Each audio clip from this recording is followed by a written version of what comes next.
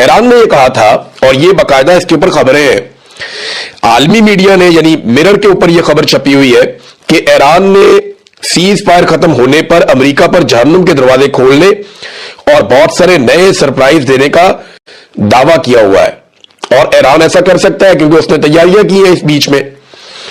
اب یہاں پہ جو ایران کی جانب سے ایک دھمکی دی گئی تھی صاف، وہ یہ تھی کہ امریکہ نے اگر پڑوسی ممالک سے ہمارے اوپر حملے کیے، یعنی جو گلف ممالک ہیں، خلیجی ممالک ہیں، اگر وہاں سے ہمارے اوپر حملے کیے تو ان کی آئل تنصیبات کو ہم تباہ کر دیں گے۔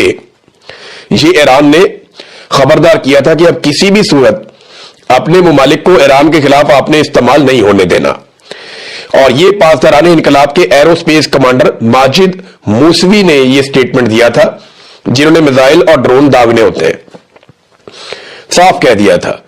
اور اس مرتبہ جو سارا بوجھ ہے وہ عرب ممالک کے اوپر پڑنا تھا، کیونکہ انہوں نے اٹیک سیدھا عرب ممالک کے اوپر کر دینا تھا۔ اب ٹرمپ کی دھمکیاں کام نہیں کی، ایران نہیں مانا، جے ڈی وینس بار بار طیارے کی طرف دیکھتے رہے، وہ وہاں سے فلائی نہیں کر سکے، پاکستانی بار بار رن ویز کی طرف دیکھتے رہے کہ امریکن آئیں گے، ایرانی آئیں گے، وہ آئے نہیں۔ اور یہ ان دونوں کا فیصلہ ہے، یعنی ایران نے نہ آنے کا فیصلہ کیا، اور ایرانی اگر نہیں آتے تو امریکنز کے آنے کا فائدہ نہیں ہے، انہوں نے بھی نہ آنے کا فیصلہ کیا۔ تو پاکستان نے اپنی کوشش کی لیکن کامیابی نہیں ہوئی۔ اب ایران نے ایک اور بات کی ہے کہ جو بندرگاہوں کا محاصرہ کیا جا رہا ہے امریکہ کی جانب سے، یہ جنگ کے مترادف ہے۔ انہوں نے کہا ہم اس کو جنگ ہی سمجھتے ہیں جو آپ نے ہماری بندرگاہوں کے گرد ایک محاصرہ قائم کیا ہوا ہے، یہ ایک طرح کی جنگ ہے اور یہ جنگ کے مترادف ہے۔ اب اس کا ایران کیا جواب دیتا ہے؟ دیکھیں، امریکہ کے لیے پرابلم آنے والے دنوں میں پیدا ہوگا، جیسے جیسے خطے کے ممالک میں تیل کی گیس کی قلت پیدا ہوگی تب امریکہ کا امتحان بڑھے گا۔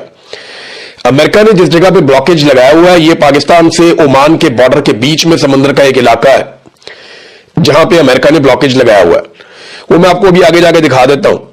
لیکن آپ یہ دیکھیں کہ کیا امریکہ اس محاصرے میں چین کے جہازوں کو روک پائے گا؟ Japan, Thailand, Indonesia, Malaysia, Bharat, Pakistan, Bangladesh, Korea اور بہت سارے بڑے ممالک ہیں جن کا آئل اور گیس یہاں سے جاتا ہے۔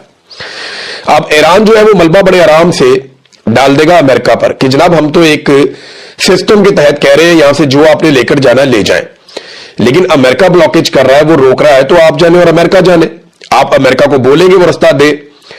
تو چائنا ایسا لگتا ہے کہ آنے والے دنوں میں کوئی تھوڑے سے سخت سٹیٹمنٹ دے گا، جیسا کہ اس کے سٹیٹمنٹ آج کل آپ دیکھ بھی رہے ہیں۔ بی بی سی نے اس کو پہلی مرتبہ ایسے رپورٹ کیا ہے کہ جیسے ٹرمپ نے مزید مہلت حاصل کر لی۔ دیکھیں، پہلے یہ رپورٹ ایسے ہوتا تھا کہ ٹرمپ نے ایران کو مزید مہلت دے دی، لیکن اب یہ اس طرح رپورٹ ہو رہا ہے کہ ٹرمپ نے مزید مہلت حاصل کر لی۔ پورے دنیا کے میڈیا میں امریکہ اور ڈونلڈ ٹرمپ کی عزت جو ہے وہ مٹی میں مل رہی ہے۔ ایسا لگتا ہے کہ ایران جو ہے وہ خاص طور پہ امریکہ کی اندرونی صورتحال سے بہت ٹھیک ٹھاک باخبر ہے۔ اسے آئیڈیا ہے کہ جتنا زیادہ ایران اس معاملے کو تاخیر کا شکار کرے گا ٹرمپ پہ اتنا دباؤ بڑھے گا اور اتنی بہتر ڈیل کرنے کی پوزیشن میں ایران آ جائے گا۔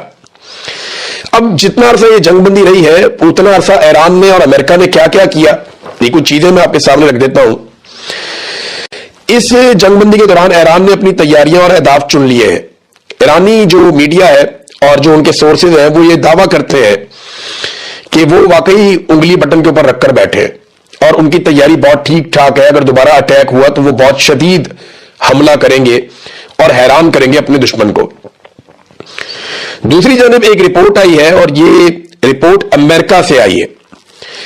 امریکہ کا ایک ادارہ ہے Center for Strategic and International Studies, اس کے تجزیے کے مطابق 7 ہفتوں کی جنگ میں امریکہ نے اپنے جو اسٹرائک میزائلز ہیں ان کے ذخیرے کا کم سے کم 45% استعمال کر لیا ہے، جبکہ بیلسٹک میزائلوں کو روکنے کے لیے استعمال ہونے والے تھرڈ میزائلوں کے ذخیرے کا کم سے کم 50% استعمال کر لیا ہے، جبکہ پیٹریاٹ فضائی دفاعی انٹرسپٹر میزائل جو ہے ان کا بھی تقریباً 50% استعمال کر لیا ہے۔ یعنی اگر دوبارہ ایران کے ساتھ لڑائی ہوتی ہے تو امریکہ کے پاس ذخائر بہت کم ہیں میزائلوں کے، اس طرح نہیں ہے جیسے ماضی میں امریکہ کے پاس ہوتے تھے۔ اچھا، اگر امریکہ دوبارہ یہ میزائل حاصل کرنا چاہے، لگ بھگ آدھے میزائل امریکہ کے چل گئے ہیں، اگر یہی میزائل امریکہ دوبارہ حاصل کرنا چاہے تو اس کو 3 سے 5 سال کا عرصہ درکار ہے۔ اگر وہ بڑی اچھی رفتار سے بنائیں تو 3 سال، ورنہ نارملی یہ 5 سال میں اتنے میزائل امریکہ تیار کرتا ہے. اور یہ ایک امریکن ادارے کی رپورٹ ہے جو میں نے آپ کے سامنے رکھی ہے. بین الاقوامی سطح پہ یہ رپورٹ جو ہے وہ کافی حد تک پبلک ہو چکی ہے. امریکہ نے خطے میں اپنی فوجی قوت کو بڑھایا اور اپنے فوجیوں کی جہازوں کی تعداد کو بڑھایا، لیکن کیا اس سے امریکہ زیادہ بڑی تباہی پھیلائے گا؟ تو بات تو صحیح ہے کہ جتنے زیادہ ہتھیار ہوں گے امریکہ کی تباہی پھیلانے کی صلاحیت اتنی بڑھے گی. لیکن ایک دوسری بات بھی ہے، جتنی زیادہ امریکہ کی اس خطے میں موجودگی ہوگی ایران کے لیے ٹارگٹس بھی اتنے ہی زیادہ ہوں گے. یعنی جتنے فوجی ہوں گے، جتنے ہتھیار ہوں گے، جتنے اڈے ہوں گے امریکہ کے، ایران اتنے ہی زیادہ جوابی حملے کر سکے گا اور اتنی ہی زیادہ تباہی پھیلا سکے گا. یہ بھی ایک حقیقت ہے، اس سے بھاگا نہیں جا سکتا. اگر ایران، ایک اور چیز ہے اور ایک سوال ہے میرا کہ اگر ایران اور خلیجی ممالک کے بیچ میں ایک نیا چینل کھل جاتا ہے، ان میں آپس میں بات چیت ہوتی ہے، جو آبنائے حرمت سمیت دیگر معاملات کے اوپر ٹیبل پہ بیٹھ جاتے ہیں، تو امریکہ کا پتہ تو ہمیشہ کے لیے صاف ہو جائے گا. دیکھیں نا، برطانیہ نے اس بیچ میں ایک اتحاد قائم کرنے کی بات کی تھی جس میں یورپی ممالک کے علاوہ خلیجی ممالک اور دیگر کچھ ممالک ملا کے لگ بھگ 50 ممالک مل کر ایک اتحاد بنانے کی کوشش کر رہے تھے. اور یہ اتحاد امریکہ کی مدد اور شمولیت کے بغیر آبنائے حرمت سمیت دیگر معاملات کے اوپر ایران کے ساتھ معاملات کرنے کا سوچ رہا تھا. اگر امریکہ کے بغیر دنیا یہاں پہ امن اچیو کر لیتی ہے تو امریکہ ایک ایسی پارٹی بن جائے گا جسے سارے کہیں گے جی آپ لڑائی بند کریں، ہم خود سنبھال لیں گے. تو یہ امریکہ کی چودراہٹ کے لیے ایک بہت بڑا مسئلہ بن جائے گا. فرض کریں نا، ایران ان ممالک سے براہ راست بات کرتا ہے، چائنا کے ذریعے سے، پاکستان اور ترکی کی مدد سے، یا دیگر اور ممالک ہیں، مصر ہے، بہت سارے اور ممالک ہیں، ان کی مدد سے معاملہ طے کر لیتا ہے. تو امریکہ اور اسرائیل اپنی فوجی برتری کے باوجود ہر میدان میں یہ جنگ ہار جائیں گے. ایران نے ماضی کی نسبت اس مرتبہ عرب ممالک کے حوالے سے سخت موقف لیا ہے اور جو وارننگ جاری کی میں نے آپ کو پہلے ہی بتا دی کہ اگر ہمارے پڑوسی ممالک نے اپنی سرزمین اب استعمال ہونے دی تو ہم ڈائریکٹ ان کی آئل کی جو تنصیبات ہیں ان کے اوپر ہی اٹیک کریں گے. اب ناظرین، پاکستان کے اندر ایک ڈھنڈورا پیٹا جاتا ہے اور بار بار کہا جاتا ہے کہ ڈونلڈ ٹرمپ ہماری بڑی بات مانتا ہے. دیکھیں، اس میں ایک چیز آپ کے سامنے رکھ دیتا ہوں. ڈونلڈ ٹرمپ پاکستان کی بات نہیں مانتا. پاکستان ڈونلڈ ٹرمپ کی بات ماننے پر مجبور ہے کیونکہ یہاں پہ ایک ظالم رجیم ہے جو انسانی حقوق کی خلاف ورزیاں کر کے، مینڈیٹ چوری کر کے زبردستی آ کر بیٹھا ہوا ہے. ایک ایسے فیلڈ مارشل ہیں جنہوں نے ایکسٹینشن لی ہوئی ہے اور استثنا لیا ہوا ہے، اور ایک جعلی حکومت انہوں نے اپنی مرضی کی بنائی ہوئی.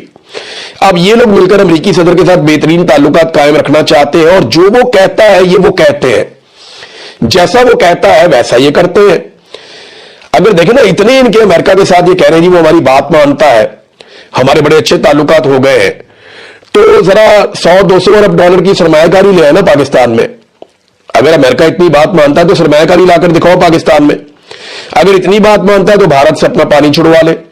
اگر اتنی بات مانتا ہے تو اس کے ساتھ مسئلہ کشمیر پہ بات کر لے، وہ حل کروا لے، اور اسرائیل سے سیز فائر پہ آمادگی کروا لے. دیکھیں نا، آپ بورڈ آف پیس میں بھی آپ کہیں نا امریکہ کو اسرائیل کے اوپر بار بار فلسطین پہ حملے کیوں کر رہا ہے اسرائیل، وہاں سے بھی سیز فائر کے اوپر عمل درآمد کروائے. پھر IMF کی شرائط ہی آپ نرم کروا لیں اگر اتنی وہ آپ کی بات مانتا ہے تو، یا کوئی قرضے اپنے معاف کروا لے، یا کوئی سود اپنا معاف کروا لے، یا ایران اور رشیا سے، جیسے انڈیا لے رہا ہے گیس اور پیٹرول وہاں سے رشیا سے اور ایران سے وہ لیتا ہے، ویسے ہی آپ بھی کوئی رستہ نکال لیں اگر امریکہ آپ کی اتنی بات مانتا ہے.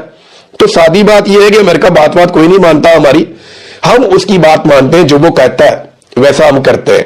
اور ایران پاکستان کو اسٹریٹجیکلی ایک ایسے ملک کے طور پہ دیکھتا ہے جس کے ساتھ وہ ہمیشہ تعلقات بہتر رکھے گا. اس کی وجہ یہ کہ ہمارا بارڈر آپس میں لگتا ہے اور ایک نیا فرنٹ ایران کبھی نہیں کھولے گا. مثال کے طور پہ آپ دیکھیں گے یہ کیسر احمد شیخ صاحب ہیں، نون لیگ کے MNA، انہوں نے 5 لیٹر پیٹرول جو ہے وہ مفت دینے کا فیصلہ کیا. یہ کوئی 1500-1600 روپے کا بنتا ہے پیٹرول. یہ 5 لیٹر پیٹرول انہوں نے کہا میں مفت میں دوں گا جشن آزادی کے دن. ہزاروں لوگ لائنوں میں لگے ہوئے تھے، لوگ رات کے وقت آ کے قطاروں میں کھڑے ہو گئے تھے. صبح جب مفت میں پیٹرول ملے گا تو ہم پیٹرول لے کر جائیں گے. یہ قوم کی حالت کر دی انہوں نے 5 لیٹر پیٹرول کے لیے.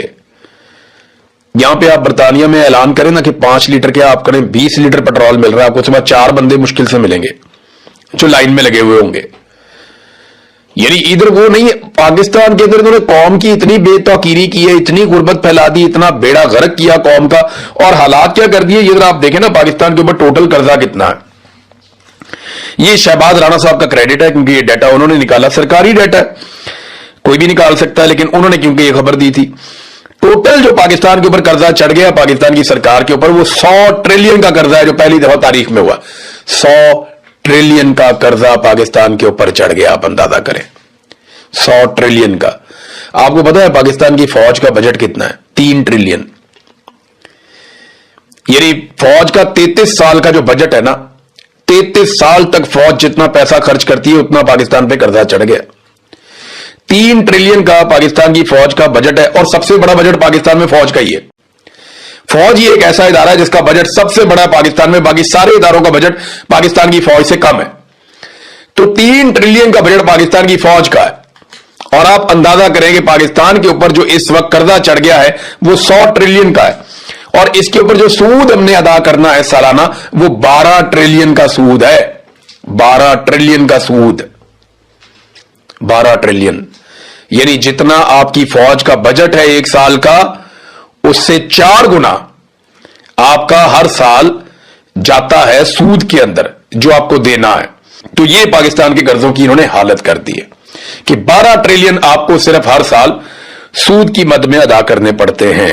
नादरीन, ये आसिफ अली जरदारी ने एक बड़ी अजीब और गरीब बात की है, मैं आपके साथ शेयर करता हूं। उन्होंने कहा जी मेरे वालिद जो हैं वो जंग लड़ने गए थे कश्मीर में, और कश्मीर के जहाद में उन्होंने हिस्सा लिया, और अल्लाह के फजल से ड्यूरेंट लाइन हासिल हो गई। ये मुझे साइंस ही नहीं समझ आई। आसिफ अली जरदारी कहते हैं जी मेरे अब्बा जंग लड़ने गए थे, कश्मीर के जहाद में हिस्सा लेने गए थे। हालांकि तारीख की किताबों में कहीं ये मिलता नहीं है, इससे पहले इन्होंने कभी बताया भी नहीं है। ये अब हम पे इंकशाफ हो रहा है कि इनके वालिद साहब जहाद भी करने गए थे, और वो कश्मीर के जहाद के अंदर हिस्सा भी लिया था, पता नहीं कैसे लिया था। लेकिन वो कहते हैं, अब तो चले मान लेते हैं, लेकिन वो कहते हैं मेरे अब्बा हुजूर लड़ रहे थे कश्मीर के जहाद में, और हमें मिल गई थी ड्यूरेंट लाइन। उसके नतीजे में अल्लाह के फजल से, ड्यूरेंट लाइन वो लाइन है जो अफगानिस्तान और पाकिस्तान के बॉर्डर के साथ साथ है। ये पाकिस्तान की मगरबी सरहद है।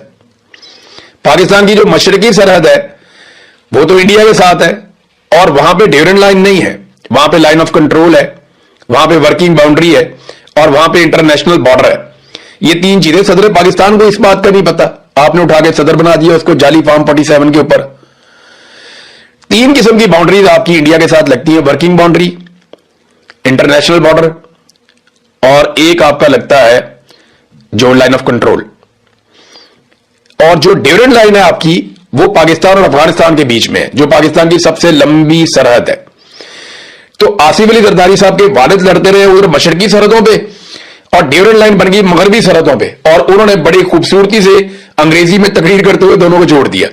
मैं तो हैरान होता हूं, और सुनने वाले उसके बाद तालियां बजा रहे थे, फील्ड मार्शल की मौजूदगी में सारे वहां पे तालियां बजा रहे थे। एक इसको कहते हैं अंजुमन सताइश बामी, कि तू मेरी तारीफें कर, मैं तेरी तारीफें करता हूं। एक दूसरे की इन्होंने फुल गेम उठाई हुई है। नाज़रीन, सुप्रीम कोर्ट से रिटायर होने वाली जो जज साहबा मुसर्रत हलाली साहबा, अवामी रिएक्शन उनसे बर्दाश्त ही नहीं हुआ। अभी तो पार्टी शुरू हुई, अभी तो लोगों ने रिएक्शन दिया ही नहीं। उन्होंने कहा जी मेरे बारे में लोगों ने काफी तज़हीक आमेज गुफ्तगू की है। अब वो अपने किरदार की खुद ही तारीफें करना शुरू होगी। मेरा किरदार उस कोर्ट में देखें, मेरा किरदार वहां पे देखें, जजों के फैसले बोलते हैं। अगर आपने अच्छे फैसले किए होते, अपने फैसलों में इंसाफ किया होता, और एस्टेब्लिशमेंट के दबाव से बाहर फैसले किए होते, तो आपको अपनी सफाइयां ना देनी पड़ती। पाकिस्तानी आपका इकबाल बुलंद करते, पाकिस्तानी आपकी खुद तारीफ करते, लेकिन आपके फैसले जो है वो अब आपका पीछा नहीं छोड़ेंगे, और ना पाकिस्तानी आपका पीछा छोड़ेंगे। यानी आप जब बैठे होते ना कुर्सी के ऊपर, गद्दी के ऊपर, तो आपको बाहर दिखाई नहीं देता, आपको लगता है मसला ही कोई नहीं है, आपकी गेम चुप के रखी होती है अगलों ने। लेकिन जब आप कुर्सी से नीचे उतरते हैं, जब लोगों की जुबानें खुलती हैं, जब लोग आपको बताते हैं कि आपने क्या किया उनके साथ, तो फिर आप पछता रहे होते हैं, लेकिन आपके पास रास्ता कोई नहीं होता। तो यही हुआ मुसर्रत हलाली साहबा के साथ। इन्होंने बड़ी ज्यादती की पाकिस्तान के साथ, बड़ा जुल्म किया इन्होंने पाकिस्तान के साथ। ऐसे घटिया फैसले इन्होंने दिए और दबाव के अंदर फैसले दिए, ऐसी नाइंसाफियां इन्होंने की हैं कि ये लोग तारीख में निशाने इबरत बनेंगे, तारीख के कूड़ेदान में जाएंगे। और ये खातून है, इसलिए इनका बहुत लिहाज किया जा रहा है। लेकिन याद रखें, वो तमाम जज साहबान जिन्होंने पाकिस्तान के साथ जुल्म और ज्यादती की है और इस जबर का हिस्सा बने हैं, बचेंगे वो भी नहीं। हर आदमी को निशाने इबरत बनाया जाएगा, कोई तारीख के हाथों बनेगा, कोई अवाम के जुमलों के हाथों बनेगा। लोग नहीं छोड़ेंगे, इनकी औलादें बता नहीं पाएंगी कि ये हमारे बुजुर्ग थे, یہ بتا نہیں پائیں گی ان کی اولادیں کہ ہماری ان سے کوئی رشتہ داری ہے یا ہم انہیں جانتے ہیں یا یہ ہماری محلے دار ہیں یا ہمارا ان کے ساتھ کوئی تعلق ہے. چکر ہی کوئی نہیں. یہ لوگ روئیں گے سر پکڑ کے کہ انہوں نے کیا کیا. پوری قوم ایک طرف کھڑی ہے اور یہ الگ طرف کھڑے ہوئے صرف اسٹیبلشمنٹ کی صف کے اندر. ناظرین آخری خبر میں آپ کو دوں کہ جو محمد حسین جنہیں مارا گیا راولپنڈی میں، جن کے بارے میں کلیم کیا گیا کہ یہ جی ایچ کیو کے اوپر پاکستان تحریک انصاف کا جھنڈا لہرانے آ رہا تھا 30 بور کا ایک پستول لے کر اور پھر اسے قتل کر دیا گیا، اب اس کی میت ابھی تک واپس نہیں کی گئی. 3 دن گزر گئے، چوتھا دن شروع ہو گیا. اس کی میت واپس نہیں دے رہے. بہت زیادہ کوشش کی ہے اس کی فیملی نے، وہاں کے لوگوں نے، حتیٰ کہ صوبائی حکومت نے بھی، لیکن اس کی جو ڈیڈ باڈی ہے وہ ابھی تک واپس نہیں ملی اور نہ ہی اس کیس سے جڑے ہوئے ثبوت